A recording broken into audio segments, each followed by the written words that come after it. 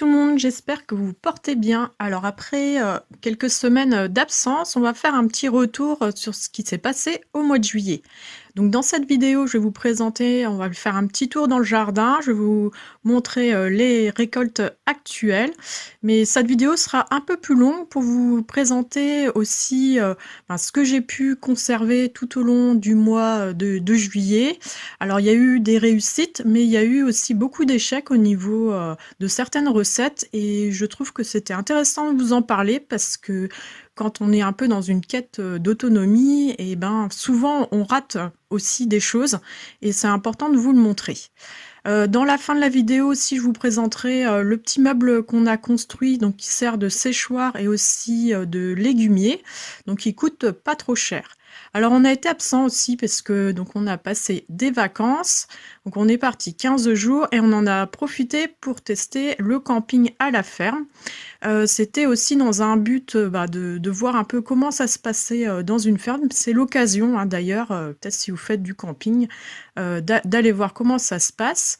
Et notamment, j'étais intéressée par le pré-verger. Donc c'est quelque chose qu'on va mettre en place, on va dire, à moyen terme. J'ai vu aussi que l'élevage comme ça de cochons, juste de une ou deux bêtes, n'est pas si compliqué à mettre en place au niveau des installations.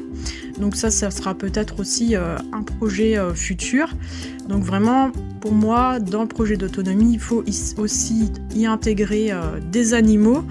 Et donc là, ça va être ce qu'on va mettre en place, on va dire, sur fin 2020, début 2021, en fonction du temps qu'on aura aussi, puisque en ce moment, le temps n'est pas chouette. Donc si on a un hiver comme l'hiver dernier pour faire des petites constructions et des petits abris pour animaux, voilà, c'est pas encore gagné, mais on va s'y mettre. Allez, c'est parti, je vous envoie avec moi dans le potager et on va faire la petite cueillette.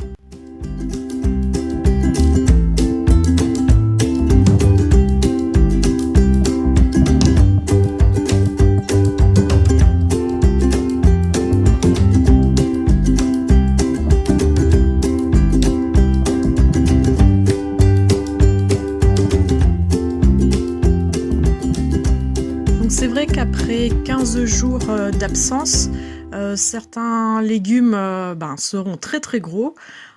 Par contre, en ce qui concerne les haricots, donc j'ai semé quand même beaucoup d'haricots, mais vous le savez, avec le confinement, il y avait eu un semis qui était relativement tardif. Donc ils ne sont pas encore à maturité, ce qui m'arrange bien. Je pense que d'ici 15 jours, 3 semaines, je devrais en avoir vraiment beaucoup. De quoi faire pas mal de réserves aussi pour l'hiver. Donc pour l'instant, ceux que je cueille, c'est ceux que l'on consomme en direct, en frais. C'est autant utiliser les haricots directement en frais. Au niveau nutritif, c'est quand même plus intéressant. Alors je voulais vous montrer aussi ma culture de haricots d'Espagne. Là on peut voir que les spécimens sont assez longs. Alors faut savoir que ce légume aussi peut se consommer jeune, un peu comme les haricots mange-tout. Mais vous pouvez donc garder les grains pour les conserver tout l'hiver et consommer en grains. C'est un légume qui peut être aussi vivace sous certains climats, en gardant le tubercule. Alors, il faut savoir que le tubercule, par contre, est toxique, mais il est tout à fait consommable s'il est cuit, il me semble, plusieurs fois, et il faut changer l'eau. Alors, je ferai une vidéo spéciale sur tout ce qui est légumes d'hiver. J'ai beaucoup semé. Là, on va pas trop le voir. On va pas trop voir les parcelles où j'ai semé pour l'hiver. Mais ça pousse pas trop mal. J'ai mis du chou-fleur, du chou romanesco. Donc, je pense que je me suis un peu rattrapée, on va dire, avec la perte de temps sur certains légumes d'été. Et puis, les attaques de mildiou. Alors au niveau des courgettes, souvent quand on revient de vacances, on a des trucs énormes. Alors moi, il y a du monde qui passe sur mon terrain quand je m'absente. Donc je sais qu'il y a 10 kilos de courgettes qui ont été déjà ramassées.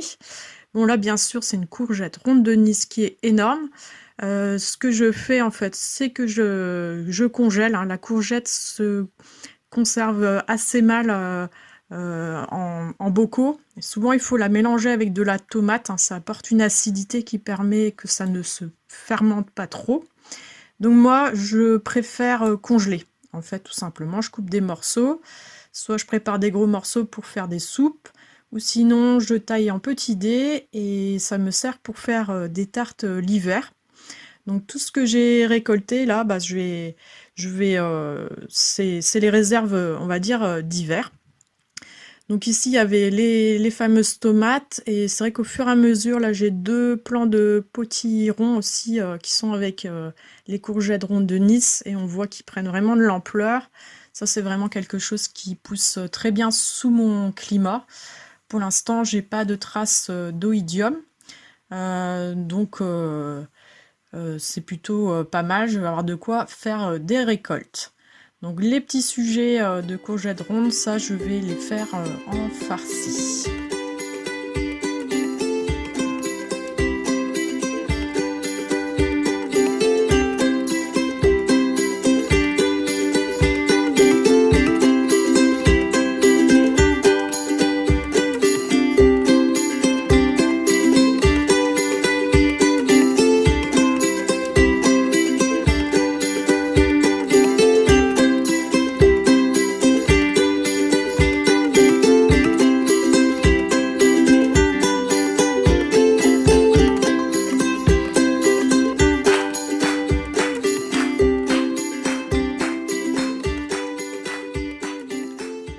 Donc ce que j'ai aussi fait, c'est j'ai ramassé mes oignons. Alors c'est assez décevant au niveau de la taille des oignons et j'en avais eu, on va dire, la moitié qui avait été mangée par des rongeurs à un autre endroit. Donc la récolte est pas énorme. Bon, ça m'a permis de faire quand même quelques tresses et j'en ai consommé aussi au fur et à mesure. J'en ai d'autres à la maison, donc c'est pas très grave. Mais là, bon, ils commençaient quand même pas mal à dessécher. Donc j'ai préféré les ramasser pour qu'ils se conservent mieux. Et j'ai bien fait puisque en fait là ce sont les oignons jaunes, mais dans les oignons rouges il se trouve que j'ai des petits verts. Alors je vous avais parlé des fleurs cette année que j'allais en mettre beaucoup.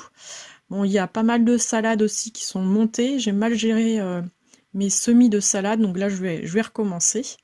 Et j'avais acheté toutes sortes enfin des sachets de fleurs mélangées. Et je dois dire que je suis assez contente. Je trouve que ça fait des petits massifs assez sympas. Là, c'est le petit potager de ma fille et elle voulait pas trop mettre de légumes.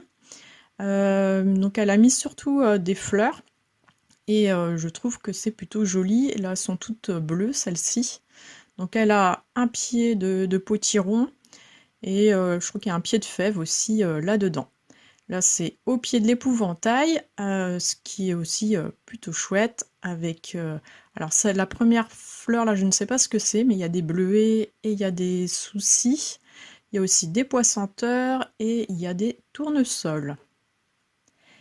Donc, autre semis que j'ai pas trop mal réussi dans cette parcelle, donc c'était début juillet, donc c'est les carottes. Donc elles se portent pas mal, je suis assez contente.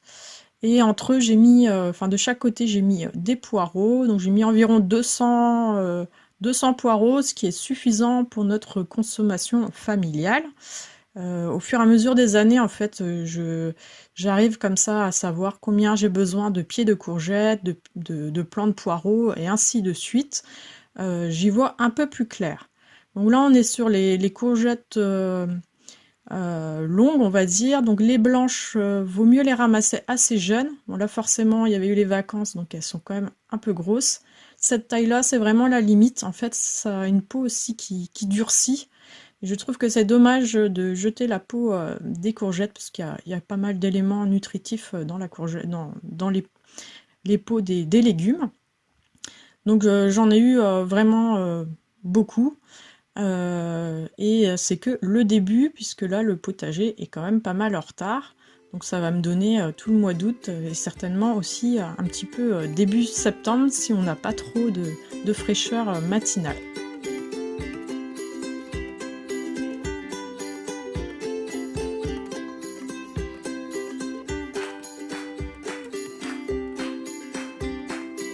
Donc ici on se retrouve à la maison, dans la serre.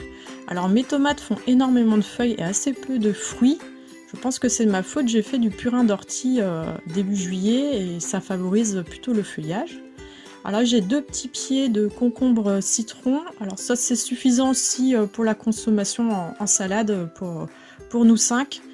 Ça nous suffit amplement. C'est un concombre quand même qui est assez, qui donne pas mal je trouve. Les aubergines, je sais pas si je vais en avoir un jour, hein, c'est pas sûr. Je crois que j'en ai eu une année en 10 ans de potager, donc c'est pour dire. Alors ça, c'est une variété de mini poivrons, j'en suis assez contente, du coup on en a mangé. C'est franchement pas mal sous climat un peu froid, c'est sympa, donc je vais reproduire les graines.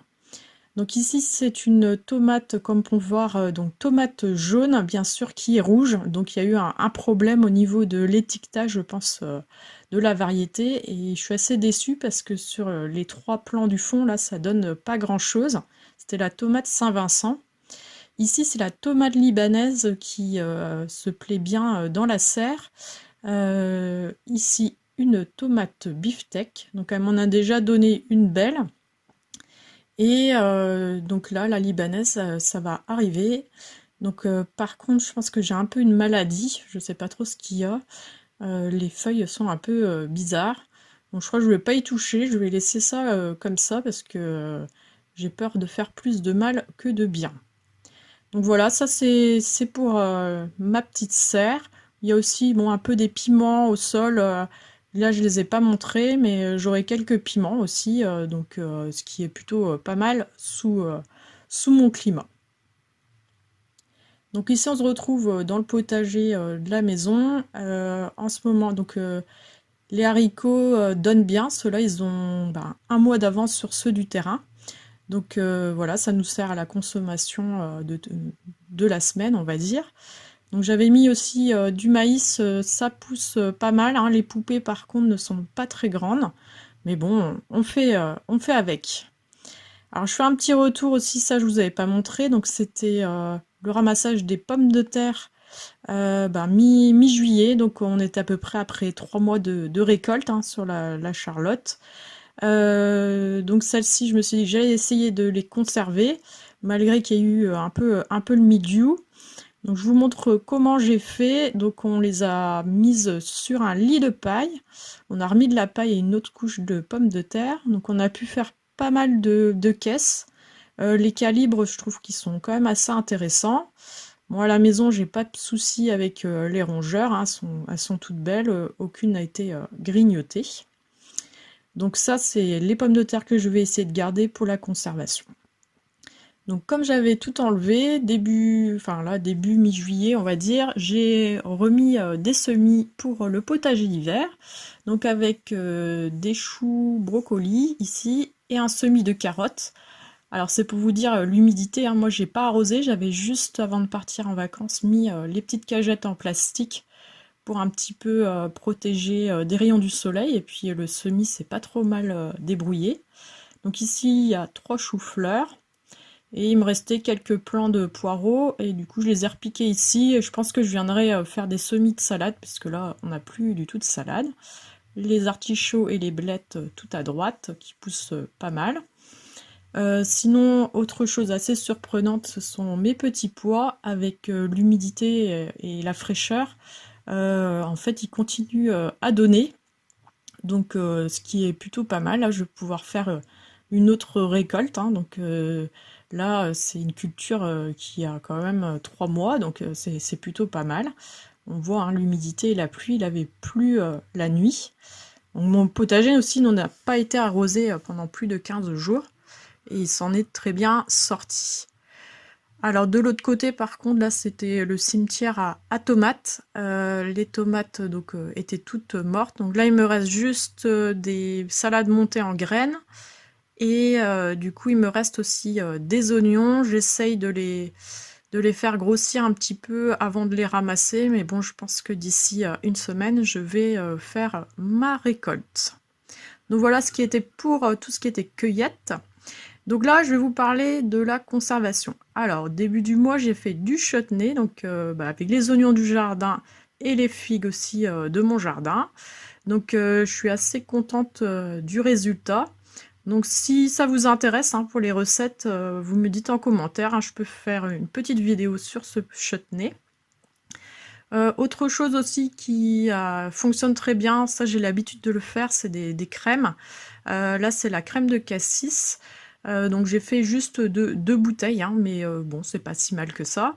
On n'en consomme pas non plus des litres par an. Et vous pouvez très bien faire, moi j'ai déjà fait avec des fraises, hein, sur des années où j'avais beaucoup de récoltes, des framboises, et éventuellement aussi de la mûre, hein, je verrai peut-être que je referai à la mûre. Là c'est un peu le loupé, c'est le beurre de rhubarbe. J'avais trouvé cette recette sur internet, mais écoutez c'est vraiment pas bon. Donc j'en parle quand même, hein, si jamais vous aviez l'idée d'en faire. C'est très très acide. Alors on peut utiliser en fond de tarte, j'ai pas testé. Donc ma stérilisation s'est très bien passée, hein, c'est pas un problème de ça, c'est vraiment le goût du produit. Donc j'avais fait quand même 5 pots, bon bah c'est dommage, il va falloir que je trouve une autre utilisation. Autre loupé au niveau de la conservation, hein, une autre vidéo que vous ne verrez pas, c'est on a essayé de conserver les pommes de terre, hein, celles du terrain qui étaient plutôt des patates nouvelles, on va dire, hein, qui ne peuvent pas se conserver très longtemps. Donc j'ai fait des bocaux avec la recette du site Le Parfait, hein, je le nomme. Alors il y avait 1h30 de cuisson. Donc là, je me retrouve avec un problème, donc c'est que les pommes de terre ont complètement explosé, et on peut voir à gauche même que là, la conserve n'est pas bonne, hein. On voit la différence, l'eau est trouble, hein, donc je ne vais pas pouvoir la consommer. Et oui, le temps de cuisson a été beaucoup trop long, donc je ne sais pas pourquoi, mais bon, tant pis pour moi. Alors, autre chose, ça a été le séchoir, donc on l'a terminé.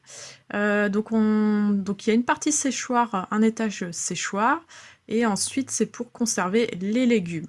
Alors c'est juste fait avec des tasseaux. Alors les ateliers du hameau ont fait un petit tuto, donc c'est tout à fait sur le même principe. Enfin nous on l'avait fait pendant le confinement, hein, donc on s'en est pas inspiré du tout, mais en fait on a utilisé les mêmes matériaux, si ce n'est que moi pour la toile, là c'est de l'étamine. Donc c'est un sac à jambon que j'ai acheté, et puis on l'a agrafé sur nos petits cadres. Donc on a récupéré des caisses à vin pour stocker les légumes, et je pense que je viendrai faire dans le fond des trous à la scie cloche pour faire une aération. Donc je peux suspendre comme ici mes oignons, donc c'est pas mal. Donc il faut que ce soit dans une pièce quand même relativement ventilée et assez fraîche. Et normalement sans lumière. Bon moi j'ai une fenêtre, hein, je vais peut-être installer un rideau du coup. Et en dessous j'ai mis mes patates qui servent pour la conservation. Donc je vais venir, les pommes de terre, faudra les vérifier quand même de temps en temps. Donc j'y mettrai en fait dans ce petit légumier toutes mes courges, sachant qu'après pour tout ce qui est séchoir, je peux enlever les petits cadres et les remplacer par des caisses à vin pour pouvoir ranger toutes mes récoltes, puisqu'en général au niveau des courges j'ai quand même de sacrées récoltes. En attendant, pour cet été, je peux sécher mes petites herbes aromatiques et aussi mes graines. Alors je finis la vidéo sur ça. Bon bah j'ai eu une portée de lapin dans le potager. Ça dure pas longtemps, je vous laisse regarder, et puis moi je vous dis à très vite, salut!